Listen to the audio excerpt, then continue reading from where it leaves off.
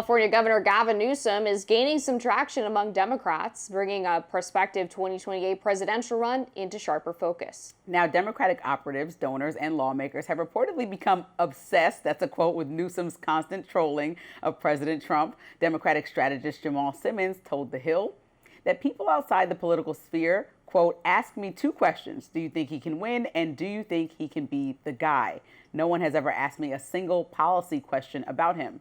Now, Simmons continued, quote, a lot of Democrats think this might be the time for a more traditional choice, and Newsom fits the bill. They just want a winner. They have this mindset of let's just win and we'll sort out the politics later. Democratic strategist Basil Smikle echoed Simmons, calling the governor's social media trolling provocative and saying the governor's strategy, quote, matches the president's own style, and I don't think there were a lot of prominent Democrats who were good at that, and I think it has made a difference. It has elevated him in a way that shows some deftness and thoughtfulness about his politics, and voters want a fighter. But is Newsom's strategy sustainable through the 2028 election? Susan Del Percio, a Republican strategist who doesn't support Trump, says she doesn't think so. She told The Hill that attention around Newsom, quote, doesn't buy him much, it just buys him a lot of goodwill for today. Right now, it just looks like he's got this one act. It's a good act too, don't get me wrong. It just won't get him to where he needs to go as a presidential candidate. Well, eventually he's going to have to start talking policy if he really wants to get, but he's not there yet, right? We're not at a point where we're debating or he's actually put his name in the hat. So right now he can just play the game. And I think the part of the game is gaining your national attention. A lot of people knew who Gavin Newsom was. Some people didn't, especially the everyday voter that doesn't engage with California often and not into politics every single day. And I think what he's doing is just showing people, and I think he's a smart guy. He's getting out there, doing podcasts, engaging with young men and young media, just doing things to first say, hi, this is who I am. People criticize Kamala for not doing that. And then hopefully next he talks about policy. What a lot of Democrats said is that they wanted a bold, a clear alternative, somebody with a backbone to stand up to President Trump, and somebody who just wasn't afraid to kind of just do whatever they're going to do. I think that the problem was, what is it that we're going to do? The Democrats didn't have a solid message since Kamala lost, which to me is extremely disappointing. But I think Gavin Newsom just being able to fight fire with fire. I don't agree with redistricting, but I do agree that at least he's asking the people of California if they'd like to do it in a vote. He's just trying to say he wants to balance the scales a little bit with what's going on in Texas. He's doing something. And I think Democrats were tired of sitting back and feeling like they're just getting steamrolled. And Gavin Newsom, to me, is hilarious. I know, Robbie, I don't think you think he's that funny, but I don't get it. I think it's hilarious. I mean, he's putting himself on the Time cover. If Trump says something about the way he moves his hands, he zooms in on Trump's hand like, what? People were saying you could possibly pass away because of your ailments, like on your hand, but you're talking about my hands. Like, I think he has a response in real time. And to me, that's what we've been seeing from the highest leader in our country for the last few years, but President Trump when he was in office, out of office, and now back in office. So it's refreshing to see somebody just do the same thing. And that doesn't have to be every Democrat, just like every Republican is not as abrasive as Trump. But I think it's refreshing to see a Democrat doing this also. Yeah, I guess the reason it doesn't work for me is that Trump's communication style comes across as very authentic and because it was such a unique way for a politician to talk and for them to use social media, that when Gavin Newsom just sort of copies the style or tries to mock it, I don't know. It doesn't read for me, but maybe it's different for Democrats.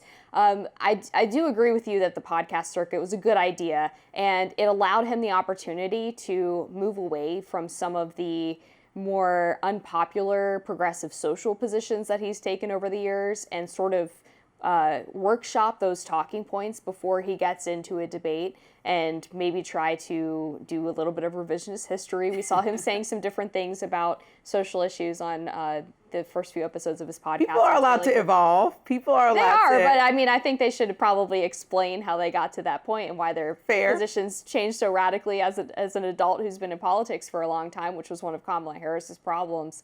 But all of that being said, I do think he's made quite a few missteps in the past few weeks.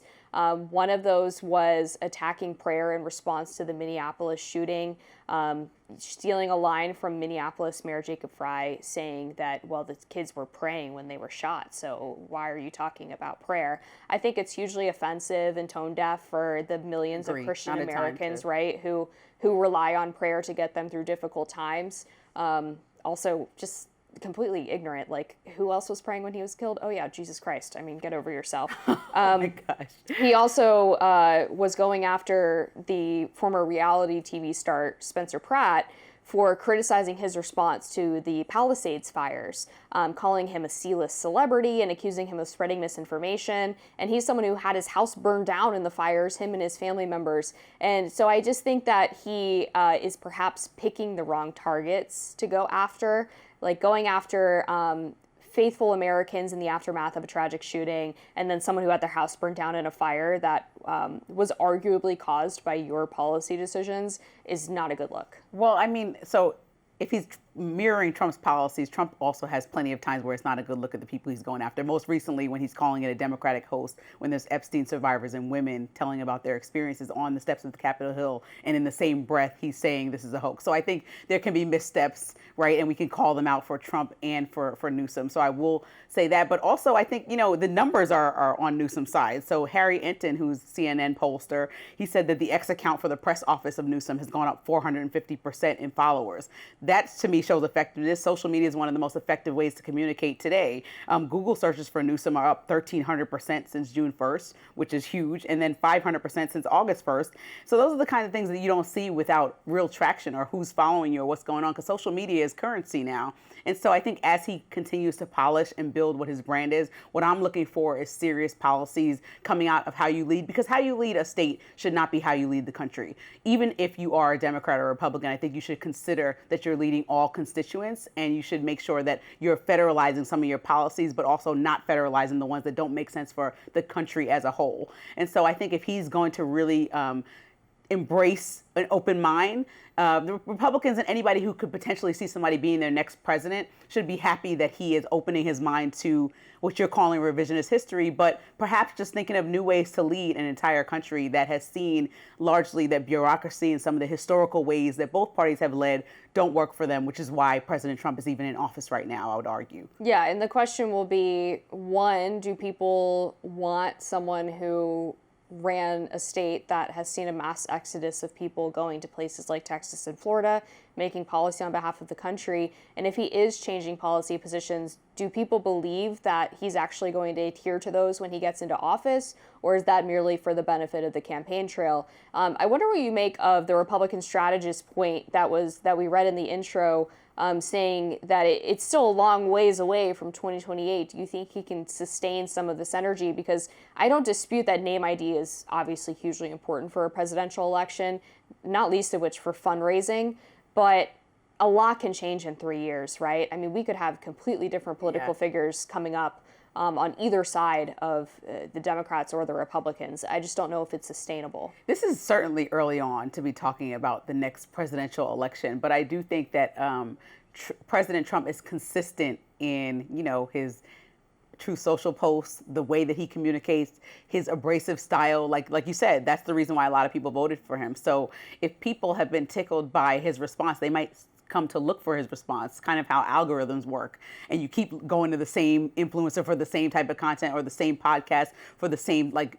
Joe Rogan's going to talk about UFOs probably once a month, So that's what I feel like he may be onto something, but to me, he must elaborate to talk about what policies he wants to see outside of, you did this, I'm going to do this. What do you want to put forward? And I think all Democrats must be charged to do that ASAP, because I haven't heard anything that significantly swayed me in any way. Well, we will see if he can keep up the momentum. Next, the DOJ is reportedly considering some gun control in the wake of last week's shooting at a Minnesota Catholic school.